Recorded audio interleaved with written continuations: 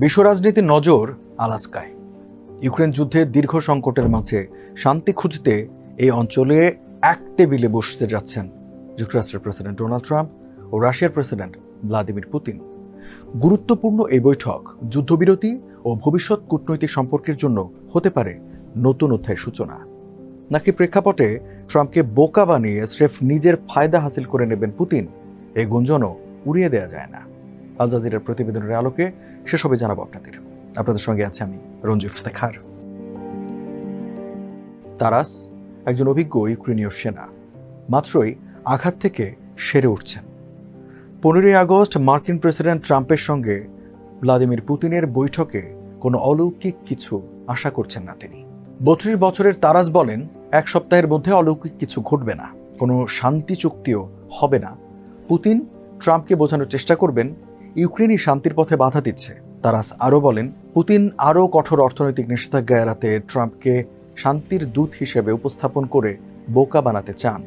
এই ফাঁকে পুতিন পূর্ব ইউক্রেনে বড় সামরিক সাফল্য অর্জনের চেষ্টা চালাবেন। আসন্ন সম্মেলনকে যুদ্ধবিরতি নিশ্চিত করার বড় পদক্ষেপ হিসেবে প্রচার করছে ট্রাম্প প্রশাসন। তবে মার্কিন ও রুশ প্রেসিডেন্টের বৈঠকের সম্ভাব্য ফলাফল নিয়ে হতাশা প্রকাশ করেছেন ইউক্রেনের বেসামরিক ও সামরিক কর্মীদের পাশাপাশি বিশেষজ্ঞরাও। তাদের ধারণা, বড় ধরনের অগ্রগতি আসবে না আলাস্কা থেকে। এই ধারণার অন্যতম কারণ হলো পূর্ব ইউক্রেনের বাস্তবতা। চলতি মাসের শুরুতেই দক্ষিণ পূর্বের দোনেস্ক অঞ্চলের গুরুত্বপূর্ণ স্থানগুলো দখলের জন্য আক্রমণ তীব্র করে রাশিয়া। এর মধ্যে 1,500 বর্গ কিলোমিটার এলাকা উঠেছে দখলের খাতায়। সব মিলে ওই অঞ্চলের প্রায় 3/4 এখন রাশিয়ার নিয়ন্ত্রণে। 2022 সালের ফেব্রুয়ারিতে মস্কো যখন ইউক্রেনে হামলা শুরু করে, তখন খুব কম সময়ের মধ্যে ইউক্রেনের প্রায় 1/3 এলাকা দখলে নেয় রাশিয়া। কিন্তু কিয়েভের প্রতিরোধে 2022 সালের শেষ দিকে দখল করা 9% জায়গার নিয়ন্ত্রণ হারায় রুশ বাহিনী। আলাস্কায় যুক্তরাষ্ট্র পুতিনকে কি প্রস্তাব দিতে পারে তা নিয়ে চলছে নানা গুঞ্জন। বিভিন্ন প্রতিবেদন অনুসারে মস্কোকে দোনেস্ক ও লুহান্স্ক অঞ্চল পূর্ণ নিয়ন্ত্রণের প্রস্তাব দিতে পারেন ট্রাম্প। বিনিময়ে ইউক্রেনের অন্যান্য অংশে যুদ্ধবিরতির পাশাপাশি কিছু ছোট এলাকা থেকে সেনা প্রত্যাহার করতে পারে মস্কো।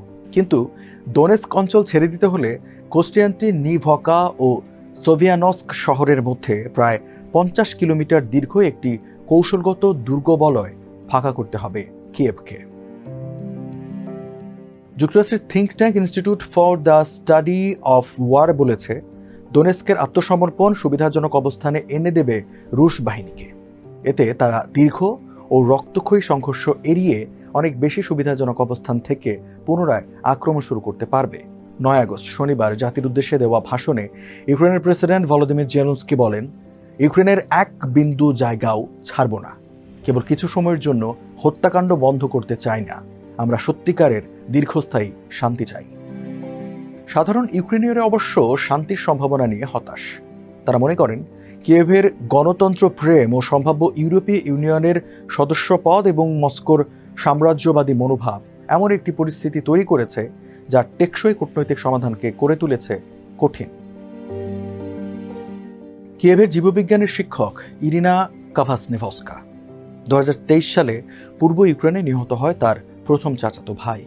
তিনি বলেন, যতক্ষণ ইউক্রেন বা রাশিয়ার অস্তিত্ব থাকবে ততক্ষণ চলতেই থাকবে যুদ্ধ। অনেক ইউক্রেনীয়র মধ্যে আলাস্কা শীর্ষ সম্মেলন নিয়ে অবিশ্বাসের একটি বড় কারণ হলো ট্রাম্পের প্রতি গভীর অনাস্থা। কারণ হোয়াইট হাউসে ইউক্রেনের প্রেসিডেন্টকে চরম অপমান করেছিলেন ট্রাম্প।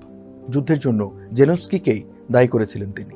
এছাড়া এটি এখনও পরিষ্কার নয় জেলেনস্কিকে আলাস্কার বৈঠকে আমন্ত্রণ জানানো হবে কি না, নাকি জেলেনস্কিকে ছাড়া ইউক্রেনের ভবিষ্যৎ নিয়ে সিদ্ধান্ত নেবেন ট্রাম্প। ওরেসার ব্ল্যাক সি বন্দরের অবসরপ্রাপ্ত কর্নেল লিওনিদ চেরকাশিন বলেন, ট্রাম্প আমাদের অনেকবার হতাশ করেছে, আর যারা বিশ্বাস করেন তিনি এমন করবেন না তারা খুবই সাধারণ, তাদের নির্বোধও বলা যায়। ট্রাম্পের কথার সঙ্গে কাজের মিল নেই, এটা অনেকবার প্রমাণিত হয়েছে। নানা দিনদরবারের পর ট্রাম্পের সঙ্গে সরাসরি বৈঠককে পুতিনের জন্য কূটনৈতিক বিজয় হিসেবে দেখছেন অনেকে। কেননা পশ্চিমা বিশ্বে পুতিন রাজনৈতিকভাবে বিচ্ছিন্ন।